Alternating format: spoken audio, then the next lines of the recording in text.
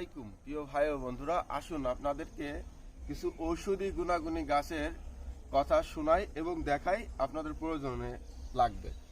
যাদের অতিরিক্ত মাথা যন্ত্রণা করে এই গাছটা খুব ভালো করে চিনে রাখেন। আমি একটা গাছের ডুগা ছিঁড়ি।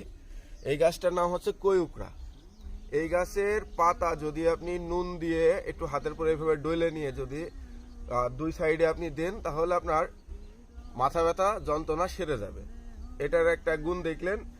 এইটার আরেকটা গুণ আপনাদেরকে বন্ধুরা বলি, এই গাছগুলো যদি আপনি তুলে শেষে যদি অতিরিক্ত আপনাদের হাঁটু ব্যথা থাকে, এই কোমর ব্যথা থাকে, সেগুলো যদি বেঁধে রাখতে পারেন তাহলে আপনাদের হাঁটু ব্যথাটা সেরে যাবে।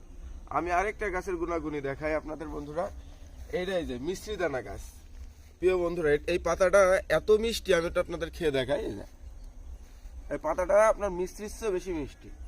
যাদের এই যে আপনাদের ওই যে তাতানি হয়, পিসাব হলুদ হয়, এই গাছের পাতা 8-10টা ডোগা নিয়ে যদি চাবিয়ে খান, আপনাদের এই জিনিসটা সেরে যাবে, আপনাদের ওই যে শরীর করাটা সেরে যাবে।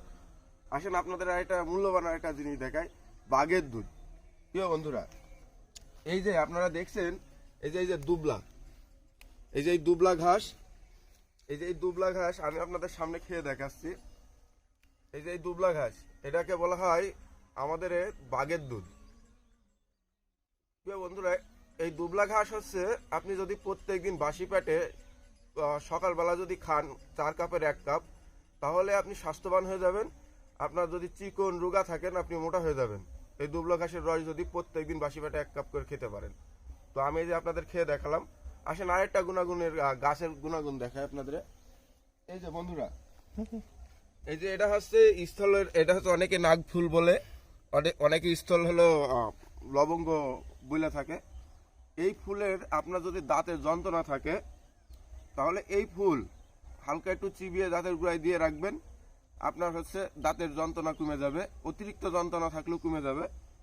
আবার যাদের নাকের ভেতরে যে পলিপাস হয়, তারা এই ফুলের রস যদি 2-1 ফোঁট করে নাকে দিতে পারেন, আপনাদের ওই পলিপাস সেরে যাবে এই যে এই ফুলে। তো বন্ধুরা, আমি আরও কিছু গাছের গুণাগুণ আপনাদেরকে দেখাতে পারতাম, কিন্তু একটা ভিডিওতে যদি এতগুলো দেখাই দিই, তাহলে আপনারা সব কিছু বুঝে নিতে পারবেন না। যদি কোনো প্রশ্ন থাকে আপনারা করতে পারেন। আসসালামু আলাইকুম।